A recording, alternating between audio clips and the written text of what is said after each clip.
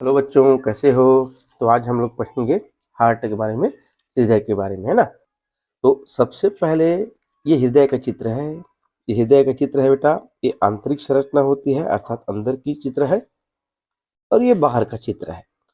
अंदर में क्या क्या होता है? बायां अलिंद, बायां निलय, दायां अलिंद, दायां निलय, पुनः वही फिर बाहरी में भी बायां अलिंद, बायां निलय, दायां निलय। अब देखते हैं हृदय के मुख्य कार्य क्या होता है। तो हृदय का मुख्य कार्य होता है, हृदय का मुख्य कार्य है हमारे शरीर के अंदर रक्त को शरीर के सभी अंगों तक पहुंचाना। ये हृदय का कार्य है, रक्त को शरीर के सभी अंगों तक पहुंचाना। इस रक्त परिसंचरण की खोज किसने की थी? तो विलियम हार्वे ने की थी। अगला है, यदि हम ज्यादा अम्ल या खट्टे पदार्थ खा लें तो इसका हमारे हृदय पर क्या प्रभाव पड़ता है? तो हमारे हृदय की गति बढ़ जाती है। अर्थात अम्लीय पदार्थ खाने से हमारे हृदय की गति बढ़ जाती है। क्षारीयता क्या होती है? क्षारीयता यानी बेस हृदय की गति को कम करता है। अगला है, हृदय की जो धड़कन है, हृदय की जो बीट है, उसको नियंत्रित करने वाले हार्मोन कौन कौन से हैं? तो यहाँ पर मैंने कोड लिखा है HAT, hat. H for heart, A for adrenaline और T फॉर थायरॉक्सिन। अर्थात हृदय की धड़कन को नियंत्रित करने वाले दो हार्मोन्स के नाम हैं एड्रीनलिन और थायरॉक्सिन, HAT। अगला एक मशीन होता है स्फेग्नोमीटर। स्फेग्नोमीटर क्या है? तो स्फेग्नोमीटर इस तरह से मशीन होता है। ये स्फेग्नोमीटर है। ये क्या काम करती है? ये हमारे शरीर में हार्ट का ब्लड प्रेशर, अर्थात जो धमनी पे दाब होती है रक्त की, उसको ये मापन करती है। तो स्फेग्नोमीटर एक मशीन है जो किसको मापती है? रक्त के दाब को मापती है। इस स्फेग्नोमीटर में जब इसका हम यूनिट आता है, स्फेग्नोमीटर क्या होती है? रक्त के दाब को मापती है। और स्वस्थ मनुष्य के शरीर का रक्त दाब यानी ब्लड प्रेशर कितना होना चाहिए? 120/80। 120 सिस्टोलिटिक होना चाहिए और 80 डायलिस्टिक होना चाहिए। इसको 120/80 कहते हैं mAhg। ऊपर को सिस्टोलिटिक कहते हैं, नीचे को डायलिस्टिक कहते हैं। 120/80 S/D। अब है दिल का दौरा क्या होता है? हृदय में रक्त की आपूर्ति की कमी, उसे कहते हैं दिल का दौरा पड़ना। हमारे हृदय के अंदर यदि रक्त की आपूर्ति की कमी हो रही है, रक्त प्रॉपर्ली नहीं पहुंच पा रहा है, तो उसे दिल का दौरा कहते हैं, हार्ट अटैक कहते हैं। हृदय की धड़कन, अर्थात हृदय की धड़कन किसे कहेंगे? हृदय का बीट किसे कहेंगे? हृदय का संकुचन और शिथिलन हृदय की धड़कन कहलाती है। मतलब 1 मिनट में व्यक्ति का हृदय 72 बार धड़कता है। भ्रूण अवस्था में कितनी बार धड़कता है? 150 बार। एक धड़कन में हृदय 70 मिलीलीटर रक्त पंप करता है। ये बहुत एमपी है। सामान्य अवस्था में व्यक्ति का हृदय 1 मिनट में 72 बार धड़कता है, हार्ट बीट। भ्रूण अवस्था में 150 बार और एक धड़कन में लगभग 70 मिलीलीटर रक्त हृदय पंप करता है। अब है हीमोग्लोबिन। इसके बारे में आगे और पढ़ेंगे। हीमोग्लोबिन क्या होता है? ऑक्सीजन को शरीर में पहुंचाने का कार्य करता है। Haemoglobin HB। पहला सफल हृदय प्रत्यारोपण CN बर्नार्ड जी ने सबसे पहली बार हृदय का सफल प्रत्यारोपण किया था। अगला है परिवहन। तो मानव में परिसंचरण तंत्र 3 भाग हैं इसके। एक है हार्ट, एक हार्ट है, दूसरा होता है रक्तवाहिनियां, धमनी और शिरा, और तीसरा होता है रक्त, रुधिर। तो मानव परिसंचरण तंत्र का मुख्य अंग होता है हृदय, हार्ट, रक्तवाहिनियां, धमनी और शिरा, रक्त या रुधिर। अब देखते हैं मानव हृदय के बारे में। तो मानव हृदय का वजन 300 ग्राम होता है। जो मानव हृदय का वजन है ये 300 ग्राम होता है और ये मनुष्य के शरीर का सबसे व्यस्त अंग है। सबसे व्यस्त अंग होता है मानव का हृदय। स्थिति ये कहाँ होती है? तो हमारी वक्ष गुहा में थोड़ी बाईं ओर की, वक्ष गुहा में थोड़ा बाईं ओर इसकी स्थिति होती है। इसका आकार कैसे होता है? तो बंद मुट्ठी के समान इसका आकार होता है। आवरण, यह दोहरा तरल पदार्थ से ढका होता है। इसका जो बाहरी आवरण है वो डबल साइडेड लिक्विड रहता है ताकि दुर्घटना से बच सके। अब ये किससे बना है? हमारा हार्ट किससे बना है? तो हार्ट बना है हृदय पेशियों से, जो लगातार बिना रुके कार्य करता है। हमारा हृदय हृदय पेशियों से बना है जो लगातार बिना रुके कार्य करता है। हमारे हृदय के दो भाग हैं, एक दायां भाग या राइट भाग, एक बायां भाग या लेफ्ट भाग। तो राइट भाग में अशुद्ध रक्त होता है और लेफ्ट या बायां भाग में शुद्ध रक्त होता है। अब देखते हैं हृदय की संरचना। ये हमारा हार्ट है, पदमुट्ठी के आकार का होता है। ये हमारा हृदय है, इसके 4 चेंबर होते हैं, अभी आगे पढ़ेंगे हम लोग। तो हृदय की संरचना, हृदय सबसे पहली बार एक पेशीय पट से हृदय 2 भाग में बढ़ता है। एक पेशीय पट से हृदय 2 भाग में बढ़ जाता है, फिर प्रत्येक भाग पुनः 2 भागों में बढ़ता है। अर्थात इस प्रकार हमारे हृदय के 4 कोष्ठ होते हैं या 4 चेंबर होते हैं। हृदय की संरचना कैसी होती है?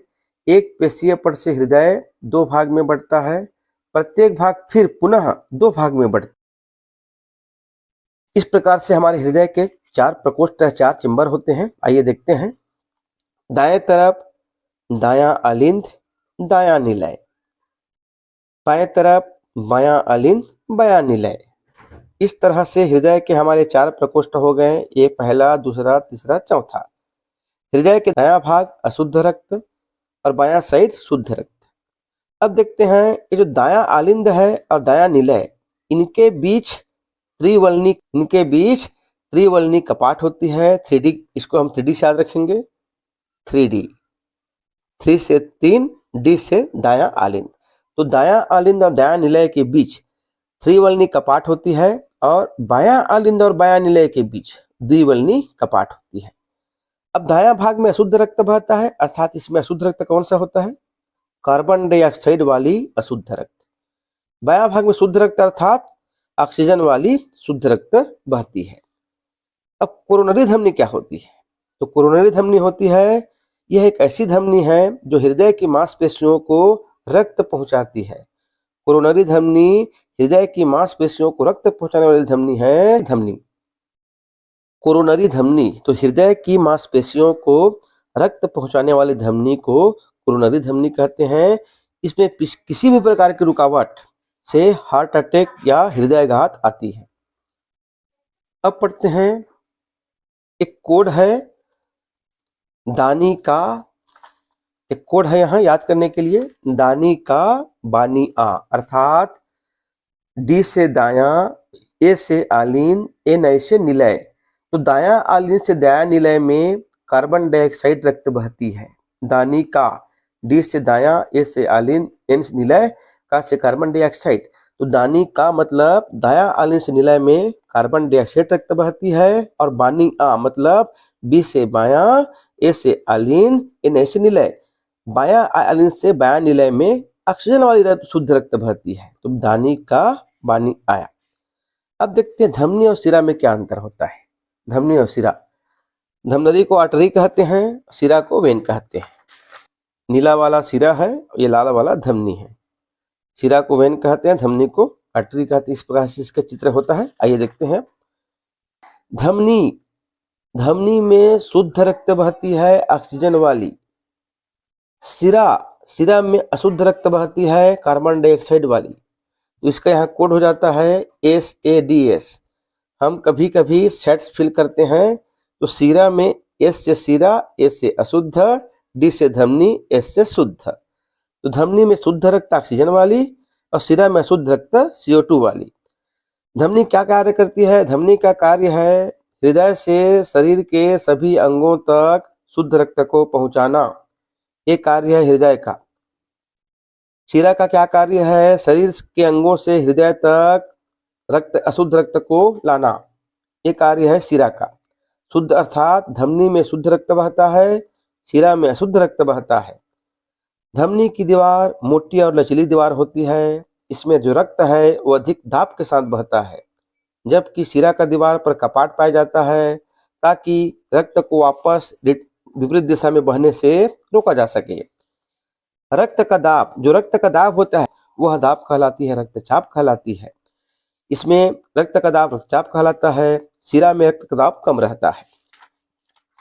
अब जो मोस्ट एमपी है धमनी और शिरा, एक अपवाद है। हम जानते हैं धमनी में शुद्ध रक्त बहती है, लेकिन एक ऐसी धमनी है, धमनी में शुद्ध रक्त बहती है, लेकिन एक ऐसी धमनी है जो धमनी तो है लेकिन उसमें शुद्ध रक्त बहती है, उसका नाम है फुफ्फुस धमनी या पल्मोनरी धमनी।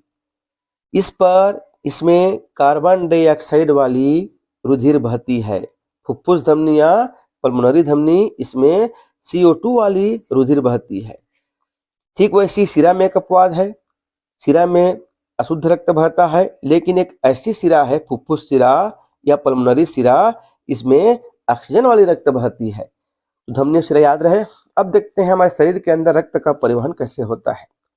तो सबसे पहली जो कार्बन डाइऑक्साइड वाली रक्त है, अशुद्ध रक्त CO2 वाली, ये शिरा के द्वारा आता है हमारे दायां आलिन में, फिर दायां आलिन से जाएगी दायां निलय में, फिर यहाँ दायां निलय से एक फुफ्फुस धमनी जिस पर CO2 वाली रुधिर बहती है, ये इसको लेके जाएगा फेफड़ा में।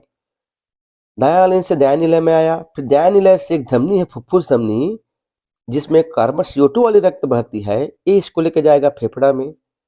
फेफड़ा में आदान प्रदान होता है, इंटरचेंज होता है CO2 और O2 का। फिर फेफड़ा से एक वाहिका, फेफड़ा से एक फुफ्फुस शिरा जिसमें शुद्ध ऑक्सीजन वाली रक्त बहती है, ये जाएगी हमारे बायां आलिन में, आलिन से फिर बायां निलय में, फिर यहाँ से धमनी इस शुद्ध रक्त को लेकर जाती है शरीर के विभिन्न अंगों तक। तो इस प्रकार से हमारे शरीर में रक्त का परिवहन होता है।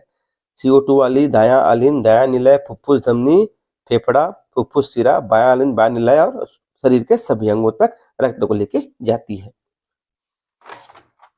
अब है एक टेस्ट होता है ECG टेस्ट, एक टेस्ट होता है ECG।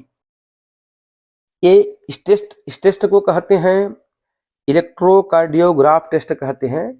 ये टेस्ट हृदय से संबंधित जांच के लिए किया जाता है, ECG, इलेक्ट्रोकार्डियोग्राफ। अगला एक मशीन है स्टेथोस्कोप। अगला मशीन है स्टेथोस्कोप। इस मशीन को हम अधिकतर डॉक्टर साहब के गले में देखते हैं। इस मशीन को कहते हैं स्टेथोस्कोप। इसको इस दोनों सिरा को कान में रखते हैं और इससे हम हृदय की धड़कन को मापते हैं। स्फेग्नोमीटर, एक पहले पढ़े थे स्फेग्नोमीटर, उसमें रक्त के दाब को मापते हैं, और स्टेथोस्कोप में हृदय स्पंदन या हार्ट बीट को मापने वाला यंत्र है स्टेथोस्कोप। अगला है केशिका।